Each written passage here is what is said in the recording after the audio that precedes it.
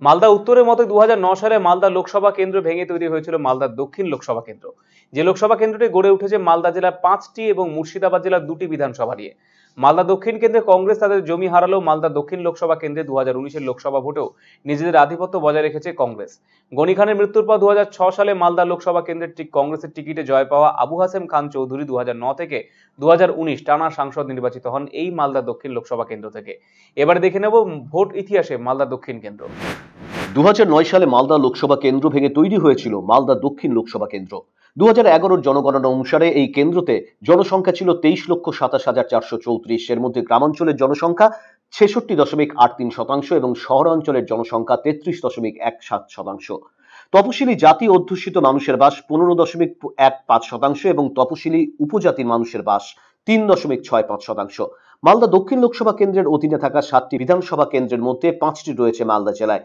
এই বিধানসভা কেন্দ্রগুলি হলো মানিকচক, ইংলিশ বাজার, মোথাবাড়ি, সুজাপুর, বৈষ্ণবনগর এবং 2টি বিধানসভা রয়েছে মুর্শিদাবাদ জেলায়। এই 2টি বিধানসভা হলো ফারাক্কা এবং শামসেরগঞ্জ। মালদা দক্ষিণ কেন্দ্রে কংগ্রেস তাদের জমি হারালেও মালদা দক্ষিণ লোকসভা কেন্দ্রে নিজেদের আধিপত্য রেখেছে কংগ্রেস। 2006 সালের উপনির্বাচনে মালদা লোকসভা কেন্দ্রের জয় পাওয়া কংগ্রেসের আবু হাসেম খান চৌধুরীকেই 2009-এর নির্বাচনে টিকিট দেয় কংগ্রেস। 2009-এর লোকসভা ভোটে মালদা দক্ষিণ লোকসভা কেন্দ্রে মোট ভোটার ছিল 10,52,093। এই কেন্দ্র থেকে কংগ্রেস প্রার্থী আবু হাসেম খান চৌধুরী 1,36,280 ভোটে সিপিআইএম প্রার্থী আব্দুর রাজ্জাককে পরাজিত করে জয়ী হন। কংগ্রেসের আবু হাসেম খান চৌধুরীর প্রাপ্ত ভোট ছিল 4,43,377, শতাংশের বিচারে 42.14%। অন্যদিকে সিপিআইএম প্রার্থী আব্দুর রাজ্জাক পেয়েছিলেন 3,07,097টি ভোট, শতাংশের হিসাবে 29.19%।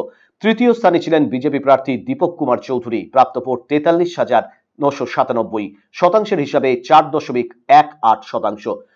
2014 এই লোকসভা কেন্দ্রের মোট ভোটার ছিল 13,47,143 জন। 2014 লোকসভা ভোটেও জয় পেয়েছিলেন কংগ্রেসের আবু হাসেম খান চৌধুরী। 2014 নির্বাচনে মালদহ দক্ষিণ লোকসভা কেন্দ্রে মোট ভোটার ছিল 13,47,143 জন। 2014 নির্বাচনে এই কেন্দ্রে দ্বিতীয় শক্তি হিসাবে উঠে আসে বিজেপি প্রার্থী বিষ্ণুপদ রায়কে 1,64,111 ভোটের ব্যবধানে পরাজিত করে আবারও সাংসদ নির্বাচিত হন কংগ্রেসের আবু হাসেম খান চৌধুরী। কংগ্রেস প্রার্থী আবু হাসেম খান চৌধুরীর প্রাপ্ত ভোট ছিল 3,80,291, শতাংশের হিসাবে 28.23%। অন্যদিকে বিজেপি প্রার্থী বিষ্ণুপদ রায় পেয়েছিলেন 2,16,180টি ভোট, শতাংশের হিসাবে 16.05%। তৃতীয় শক্তি হিসাবে সিপিআইএম প্রার্থী আবুল হাসনাত খান পেয়েছিলেন 2,09,480টি ভোট, শতাংশের হিসাবে 15.55%।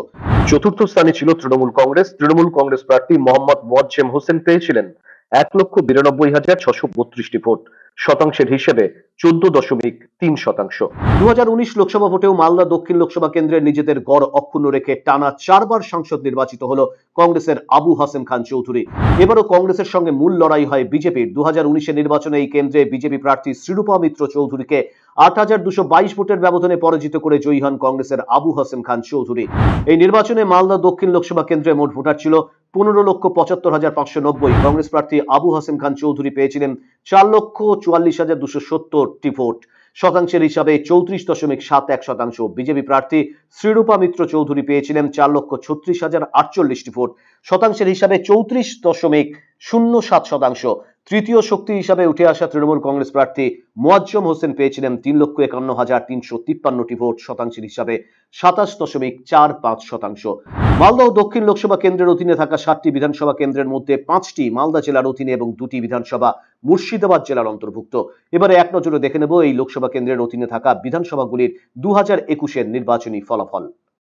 মানিকচক এই কেন্দ্রে তৃণমূল কংগ্রেস প্রার্থী সাবিত্রী মিত্র পেয়েছিলেন 1,10,234টি ভোট, বিজেপি প্রার্থী গৌরচন্দ্র মণ্ডল পেয়েছিলেন 76,356টি ভোট।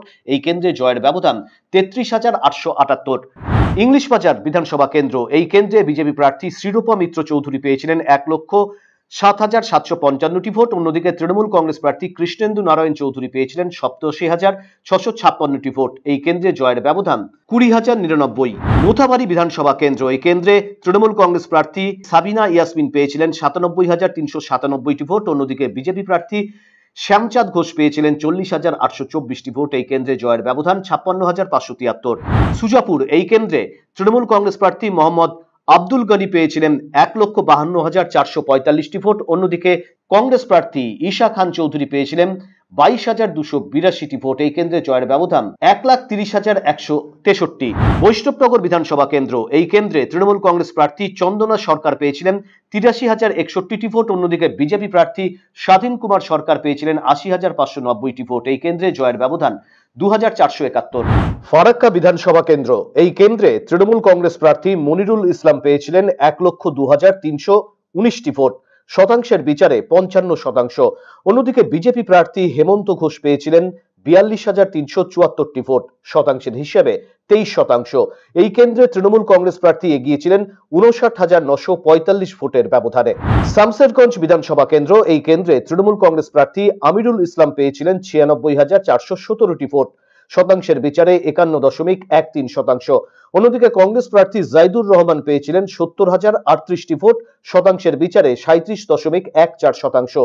এই কেন্দ্রে তৃণমূল কংগ্রেস প্রার্থী এগিয়েছিলেন 26,379 ভোটের ব্যবধানে। ব্যুরো রিপোর্ট, আরসিটিভি সংবাদ।